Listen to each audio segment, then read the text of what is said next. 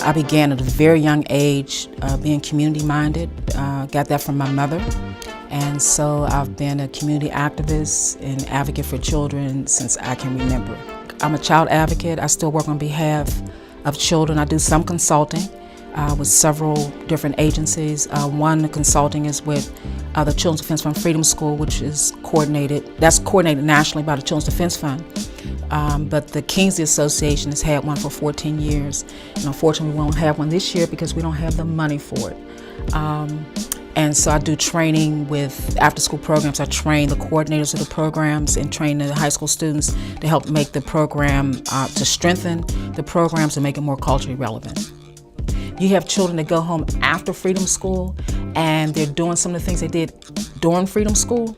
You know that's an impact. And we have a number of young people from across the country who have changed their majors, have gone into education. A young man is graduating next month, as a matter of fact. And he said, "Ms. Howze, you're the one who got me interested in education." So he's going to be Teach for America. We've had several of them going to Teach for America. We have a young woman who is studying for her principalship and one who's a principal now. So a couple of them, so it carries on. That ripple effect goes throughout the community and throughout the country. When some of the community was starting to come down, when they were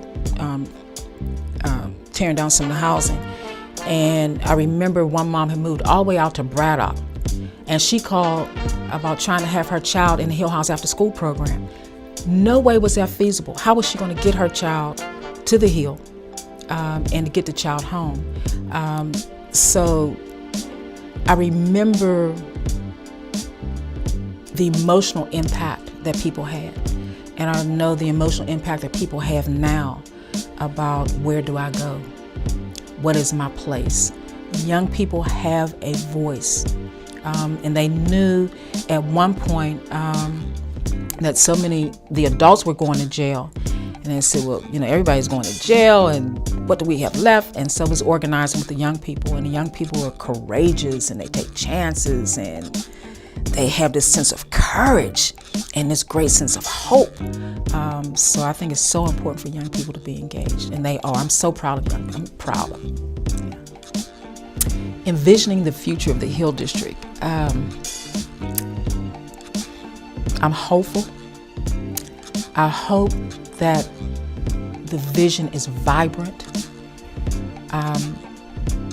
My vision is not for Black people to be pushed out of the community. I think that's very important, and that is the concern of a lot of people in the community, that it will no longer look like the Hill anymore. My vision is that young people will take a stand and make this a very vibrant and fulfilling community that people from around the world will want to come and visit. I envision people being happy and prosperous. I have a lot of hope,